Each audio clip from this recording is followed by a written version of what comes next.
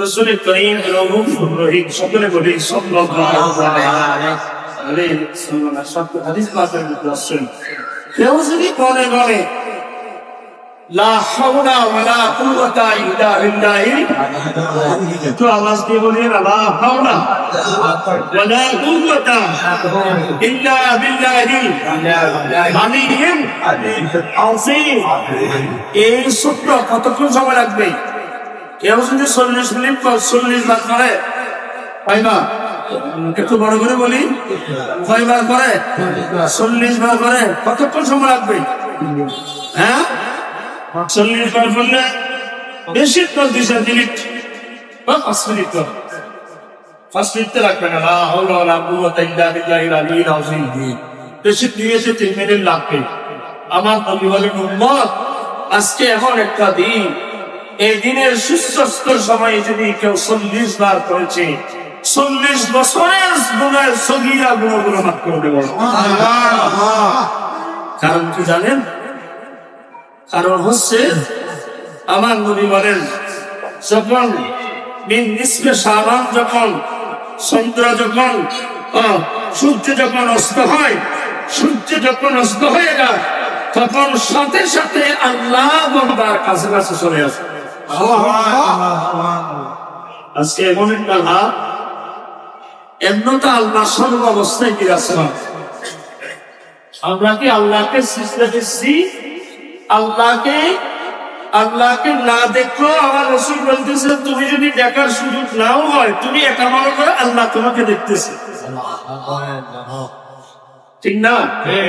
বলি, আমরা কি বিশ্বাস নাই যে আল্লাহ আমাদের সামনে আছে? বলেন না, আল্লাহ আমাদের সামনে আছে। আকাশের মধ্যে বিপদ পড়েছে, সেখানে ডাকে কাকে? একটু কথা বলি, আল্লাহকে।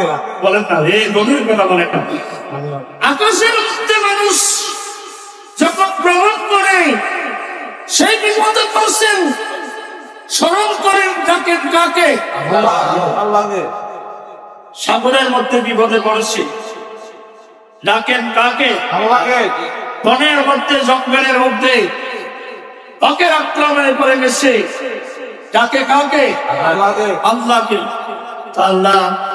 আল্লাহকে যদি সাগরে, আকাশে, বনে, জঙ্গলে, পাহাড়ে, পর্বতে, শয়নে, স্বপনে, সব অবস্থার মধ্যে পাওয়া যায়, ইনি হচ্ছেন লা ইলাহা ইল্লাল্লাহ। সে আল্লাহ বলতেছেন, আমি সর্বাবস্থা থাকবো বন্দারে, আমি একটা হাস দিলে তোমাদের কাছে এসে যান।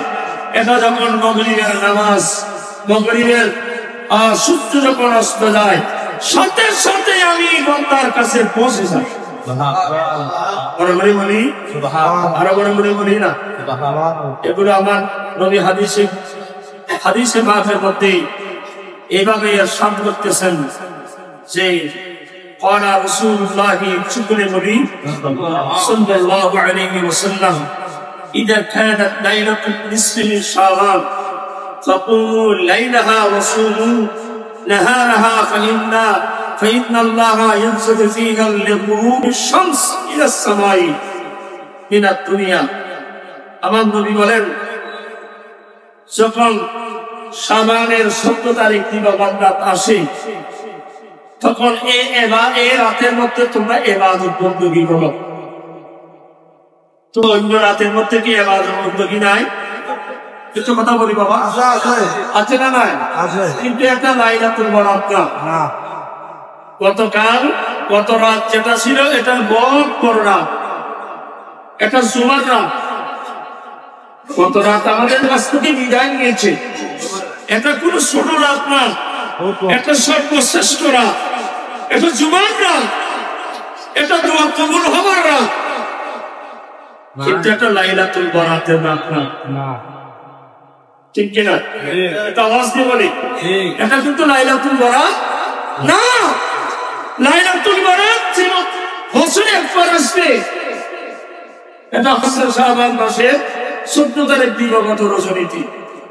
তারপর আল্লাহ আমার নবী বলেন, এই রাতের মধ্যে বন্দারে তোমরা ইবাদত বندگی করো। এটা তাফসীর দ্বারায়, তাহলিলের দ্বারায়, নামাজের দ্বারায়, জিকিরের দ্বারায়, কোরআন তেলাওয়াতের দ্বারায় দরুদ শরীফের মাধ্যমে বা জিকির আজকারের মাধ্যমে এই রাতকে তোমরা জাগ্রত করে রাখো। সুবহানাল্লাহ। আরে বলে বলবো ওসুম নাহাহা, ফরজ দিন তোমরা রোজা রাখো, ফরজ দিন। কিন্তু এখানে অনেক মানুষ আইন বা একুশের দিনটা রোজা রাখছে বৃহস্পতিবার আজকের দিন, অর্থাৎ 13-14 এটা আইন বা একুশ আমার পুরুষের অবস্থান রাখতেন। যারা রেখেছেন আল্লাহ আপনাদের রোজাগুলো কবুল।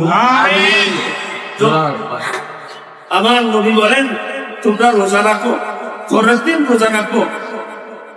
তখন কেননা আমার নবী বলেন ফাইন্নাল্লাহা ইয়ানজিলু ফিহা লিগুরুবিশ শামস, সদ ও আমার উম্মতরা তুমি জানো না, যখন সূর্য অস্ত যায়, 14 তারিখ যখন সূর্য অস্ত যায় তখন আল্লাহ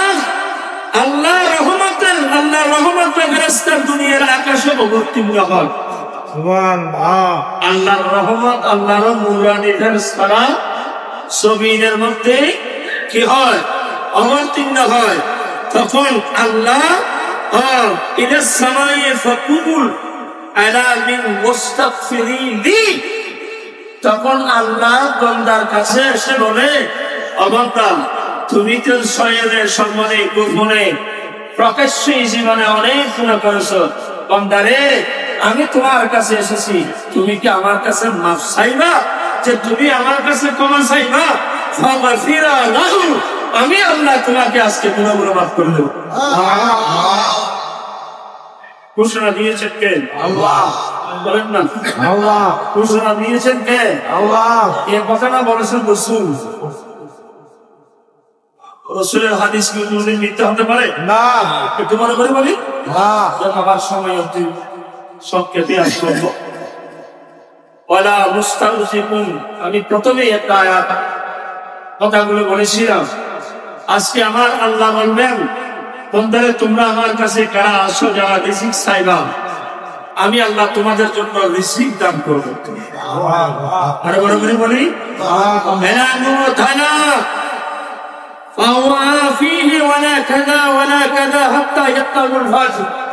এইভাবে বহু মানুষ মুসিবতগ্রস্ত, বিপদগ্রস্ত, সমস্যায় জর্জরিত।